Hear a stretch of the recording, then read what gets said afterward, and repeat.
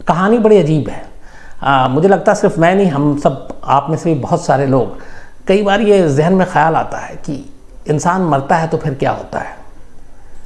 कई चीज़ें हम लोग सुनते हैं कि जो शरीर नश्वर है, जिस्म जो है वो बेकार हो जाता है, लेकिन रूह और आत्मा ये दो चीज़ें होती हैं जो जिसके बारे में लोग जानना चाहते हैं। कहते हैं कि एक आदमी की जब मौत होती है तो रूह उसके जिस्म से निकल जाती है या आत्मा शरीर को छोड़ देता है, लेकिन आत्मा या रूह कभी नहीं मरती। बहुत सारे लोग ये भी कहते हैं कि आत्मा और रूह को कब्जे में किया जा सकता है। बहुत सारे लोग ये भी कहते हैं कि आत्मा और रूह से बातें करते हैं, दावे भी किए जाते हैं, लोग करते हैं, ख़ासतौर पे तंत्र मंत्र की दुनिया में। तो ये आत्मा क्या है, ये रूह क्या है, क्या रूह से बात की जा सकती है, रूह को समझा जा सकता है, आत्मा को अपने कब्जे में लिया जा सकता है? ऐसे बड़े सारे सवाल लोगों के मन में आते हैं। रूह किस तरह की होती है, कैसी दिखाई देती है, आत्मा कैसा होता है? तो ये सारी चीज़ें कई बार इस तंत्र मंत्र की दुनिया में इसको लेके बहुत सारे लोग बात करते हैं। हमारे आप जैसे लोग भी कई बार इन चीज़ों के बारे में फिर सोचते हैं कि है क्या।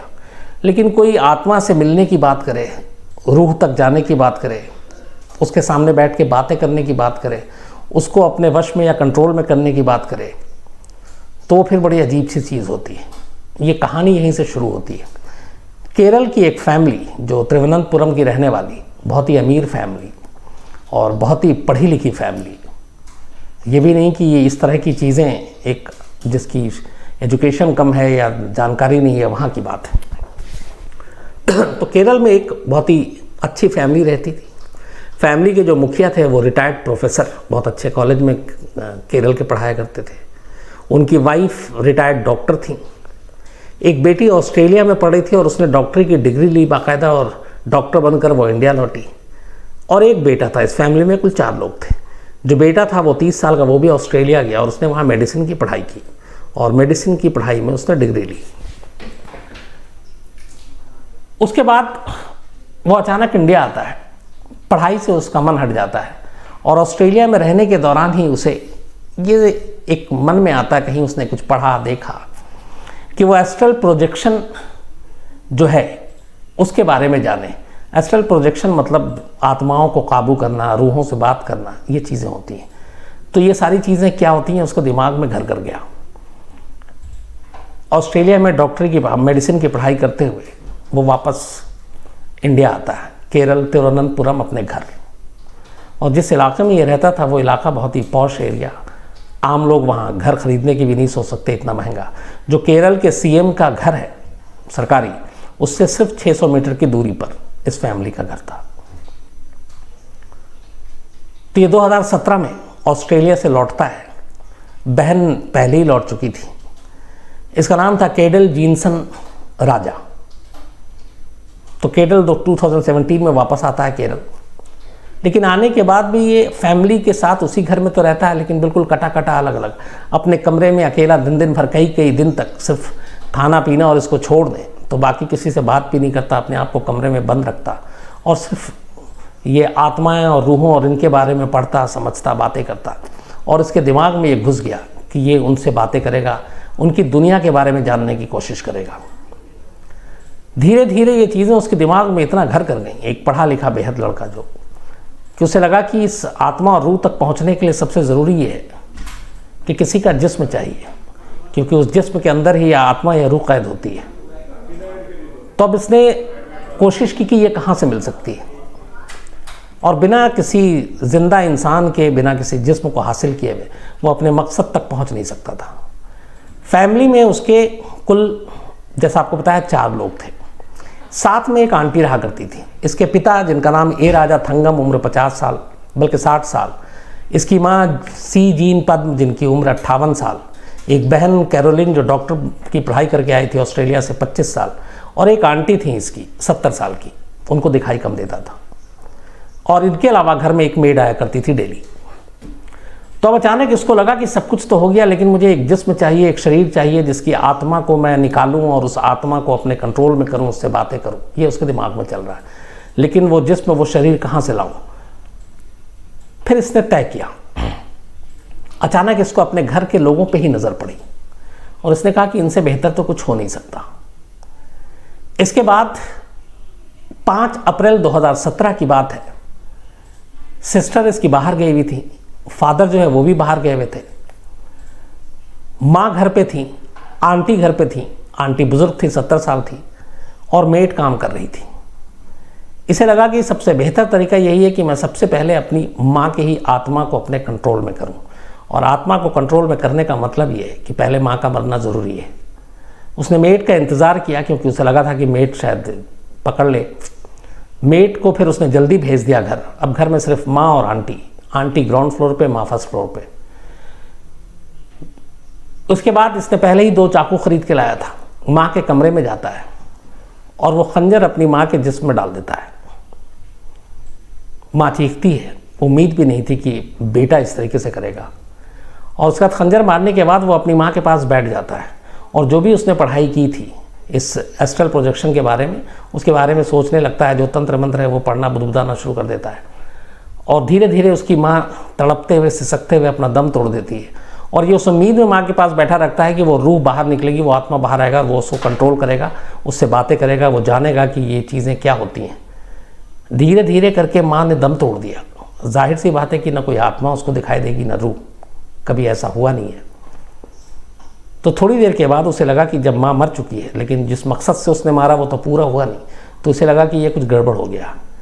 फिर उसने सोचा कि ये क्या हुआ। तभी उसने ख्याल किया कि चलो शायद माँ के साथ कुछ और चीज़ें होंगी, दूसरे पे ट्राई करते हैं। उसके बाद उसने उसी कमरे में यह फैसला किया कि अब घर के अंदर जो भी पहला शख्स आएगा मैं उसको मारूंगा। और घर से बाहर उस वक्त 2 लोग थे, उसके पिता और उसकी बहन। थोड़ी देर के बाद घंटी बजती है। राजा के फादर जो है वो बदनसीबी से घर के अंदर आ गए। वो जैसे ही आते हैं फर्स्ट फ्लोर की तरफ ले जाता है और उसके बाद कमरे में ले जाके उसी खंजर से अपने पिता पे हमला करता है और खंजर अपने पिता के सीने में उतार देता है। उसके बाद वो फिर उनके पास बैठ जाता है और बैठने के बाद इंतज़ार करता है कि आत्मा बाहर निकले, वो कंट्रोल करे, उसको काबू में करे, उससे बात करे। पिता भी माँ की तरह तड़पते रहते हैं। थोड़ी देर के बाद पिता भी दम तोड़ देते हैं, लेकिन उसको कामयाबी नहीं मिली। कोई आत्मा, कोई रूह नहीं दिखाई दिया। वो फिर भी कहता है कि मैं कोशिश करूँगा। कहता है कि अब तीसरा जो घर में आएगा मैं उसको मारूंगा। थोड़ी देर के बाद फिर घंटी बजती है। इस बार बहन घर में दाखिल हुई। सेम बहन को ले जाकर उसने उसी तरीके से अचानक उस पर हमला किया, चाकू घोंपा, उसके पास बैठा।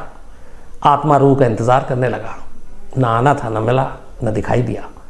बहन ने भी तड़प तड़प कर वहीं पे दम तोड़ दिया। 3 लाशें घर में गिर चुकी थी, लेकिन उसका मकसद पूरा नहीं हुआ था। अब घर में सिर्फ एक जिंदा शख्स था, वो उसकी आंटी। उसे लगा शायद आंटी ही उसके मकसद को हासिल करने में मदद करें। उसके बाद वो नीचे जाता है। आंटी को दिखाई कम देता था, बुजुर्ग थी, 70 से ऊपर की उम्र हो चुकी थी। कमरे में जाने के बाद उसी चाकू से आंटी के ऊपर हमला करता है, उन्हें मारता है, फिर बैठता है, इंतज़ार करता है। कोई आत्मा नहीं आती, कोई रूह दिखाई नहीं देता। 4 कत्ल हो गए, लेकिन जिसके लिए 4 कत्ल किया उसने, उसका कोई फ़ायदा नहीं हुआ। अब उसके दिमाग में अजीब उलझन थी कि ये क्या हुआ। उसे लगा था कि जब जान निकलेगी तो वो जान आत्मा और रूह के शक्ल में निकलेगी और फिर वो उससे बातें करेगा, उसको अपने काबू में करेगा। और इस सिलसिले में वो कुछ मंत्र भी पढ़ रहा है। लेकिन पहले माँ, फिर बाप, फिर बहन, फिर आंटी, अपने ही घर के 4 लोगों का खून करने के बाद भी उसे कुछ हासिल नहीं हुआ। उसे बड़ा अजीब लगा। फिर उसने कहा कि हो सकता है आत्मा या रूह घर में हो, थोड़ी देर बाद आए, कुछ वक्त ले। अगले 3 दिन तक वो घर में रहता है इन 4 की लाशों के साथ, नॉर्मल लाइफ की तरह, लेकिन बाहर नहीं निकलता। अच्छा, अड़ोस पड़ोस के लोग जिस इलाके में थे वो बहुत कम आना जाना था और ये वैसे भी घर से नहीं निकलता था, तो किसी को कुछ खबर भी नहीं। 3 दिन हो गए और 3 दिन तक इंतज़ार करता रहा कि माँ, बाप, बहन या आंटी में से कोई एक रूह, कोई एक आत्मा आए और वो उससे बात करे, और तीनों दिन कुछ नहीं होता है। 3 दिन के बाद फिर अचानक पहली बार इसे ख्याल आता है कि इसने देखा जाए तो जुर्म किया है, कत्ल किया है। अब तक वो पता नहीं किसी और गुमान में, किसी नशे में था। 3 दिन के बाद जब उसे पहली बार एहसास हुआ तो उसे इस बात का भी एहसास हुआ कि वो पकड़ा जा सकता है। अब उसने एक पेशेवर क्रिमिनल की तरह सोचना शुरू किया। घर के सारे सबूत उसने मिटाने शुरू किए, खून साफ किया, चाकू साफ किया। इसके बाद उसने अपनी एक घर में एक डमी बनाई अपने कद काठी की, और उस डमी को लाकर रखा कमरे में। 3 लाशों को उसने एक साथ रखी और साथ में एक डमी रखा। आंटी की लाशों को उसने बाकायदा टुकड़े किए और उसको एक बोरी में डाल दिया और इन सबको एक साथ लाकर एक जगह, एक घर में खुले में पेट्रोल फिर लेकर आया और इसमें आग लगा दी। उसे लगा कि लाश जल जाएगी, किसी को पता नहीं चलेगा। इलाका बेहद वीवीआईपी था और लाश जिस तेज़ी से जली और जिस तेज़ी से उसकी लपटें उठी और धुआं उठा, उसका उसे अंदाज़ा नहीं था। तो वो शोले और वो धुआं जब उठने लगा तेज़ी से, तो वो घबरा गया कि अड़ोस पड़ोस के लोग पक्का आ जाएंगे, क्योंकि किसी घर में चूल्हे में या किसी ऐसी इस तरह की आग नहीं लगती है। तो उन्हें लगेगा कि घर में आग लग गई या कुछ हुआ है और उसे दरवाज़ा खोलना पड़ेगा, वो पकड़ा जाएगा। तो जब आग की लपटें और शोले उसने देखे और धुआं उठता देखा तो वो बिल्कुल घबरा गया और उसके बाद वो फ़ौरन वहाँ से घर से बाहर भाग जाता है। घर से निकलने के बाद वो तो चला जाता है, पड़ोसी को लगता है कि घर में आग लग गई। पड़ोसी पहुँचते हैं, अचानक वो देखते हैं उनको बोरी से खून भी टपकता दिखाई देता है और लाशें जलती हुई दिखाई दे गई। किसी ने पुलिस को फ़ोन किया, पुलिस भाग कर आती है। तो पुलिस को वहाँ पे 3 लाशें जलती हुई मिलती हैं। एक डमी जलता हुआ मिलता है जो खुद इस राजा का था और एक आंटी की लाश। पड़ोसियों के ज़रिए फिर कुछ शिनाख्त करने की कोशिश की जाती है तो पता चला कि इनमें एक राजा के पिता, ये राजा थंगम की लाश है, एक सी जीन पद्म उनकी वाइफ की लाश है, एक कैरोलिन जो उसकी बहन है उसकी लाश है और एक ललिता जो 70 साल की आंटी थी उनकी लाश है। अब घर में सिर्फ 4 लोग थे और इन चारों की लाशें थी और 5वां जो इकलौता था जो खुद राजा, वो गायब था। तो पुलिस को पहला शक उसी पे जाता है, क्योंकि एक तो उसकी डमी क्यों रखी, लेकिन फिर ये भी था कि कातिल कोई और भी हो सकता है। पुलिस अपनी जांच जारी रखती है। इस दौरान में ये घर से निकलता है और स्टेशन पहुंचता है और घबराहट के मारे ये चेन्नई जाने की तैयारी कर रहा था। लेकिन जो इसका बर्ताव था स्टेशन पे, वो देख के रेलवे पुलिस को थोड़ा सा इस पर डाउट होता है। बहुत ही घबराया हुआ, बुरी तरीके से अजीब हरकतें कर रहा है। तो पुलिस उसको वैसी हमदर्दी के तौर पे बुला के पूछताछ करने की कोशिश करती है तो वो ऊट पटांग बातें करने लगता है। पुलिस को शक होता है, फिर उससे पुलिस उसके ज़रिए उसके घर का एड्रेस और उसकी पहचान निकालती है। लोकल पुलिस को इन्फॉर्म करती है। जब लोकल पुलिस को इन्फॉर्म करती है, इधर लोकल पुलिस पहले ही 4 लाशें घर से उठा चुकी थी। वो फ़ौरन कहती है कि उसको अपनी हिफाजत में रखो, हम लोग आ रहे हैं। पुलिस जाती है, रेलवे पुलिस से इस केडल जीसन राजा को गिरफ्तार करती, लाती है, पूछताछ करती है और तब वो पूरी कहानी सुनाता है। और कहानी यही कि उसे आत्मा से बात करनी थी, आत्मा पे कंट्रोल पाना था और उसके लिए उसने किसी न किसी के जिस्म की ज़रूरत थी, किसी शरीर की ज़रूरत थी जिसके अंदर आत्मा हो, जो ज़िंदा हो। और एक एक कर जब उसे उसकी मंजिल नहीं मिली, आत्मा नहीं मिला, तो पहले उसने अपने फिर माँ को, फिर बाप को, फिर बहन को, फिर आंटी को मार डाला। पुलिस भी ये सुनकर चौंक उठी कि एक इतना पढ़ा लिखा लड़का ऑस्ट्रेलिया से मेडिसिन का कोर्स करके आ रहा है, बहन डॉक्टर, फादर प्रोफेसर, माँ रिटायर्ड डॉक्टर, पूरी फैमिली बेहद पढ़ी लिखी, बेहद रईस अमीर, और वो इन तंत्र मंत्र और आत्माओं के चक्कर में फंसकर अपने ही घर को उसने पूरी तरह से उजाड़ दिया। इसके बाद शुरू में उसने ये सारे कत्ल की बात मानी, लेकिन फिर बाद में जैसे जैसे पुलिस पूछती गई वो बार बार कभी बयान बदलता, फिर कुछ और कहता। धीरे धीरे पुलिस को लगा कि इसकी दिमागी हालत ठीक नहीं है और फिर साइकेट्रिस्ट और बाकी लोगों के ज़रिए भी उसके इलाज कराया गया, रिपोर्ट मांगी गई, तो पता चला कि उसका वाकई दिमागी जो दिमागी हालत थी वो पूरी तरह से ठीक नहीं थी। कभी वो बिल्कुल नॉर्मल हो जाता और कभी बिल्कुल बदल जाता। खैर, इसके बावजूद पुलिस ने उसे अरेस्ट किया कि ये सब चल रहा है और वो वहीं केरल तिरुवनंतपुरम के ही जेल में है। तो ये थी कहानी एक ऐसे शख्स की जो इतना पढ़ा लिखा, उसके बावजूद भी इन चीज़ों में फंसकर उसने अपना हंसता खेलता घर अपने हाथों से उजाड़ दिया।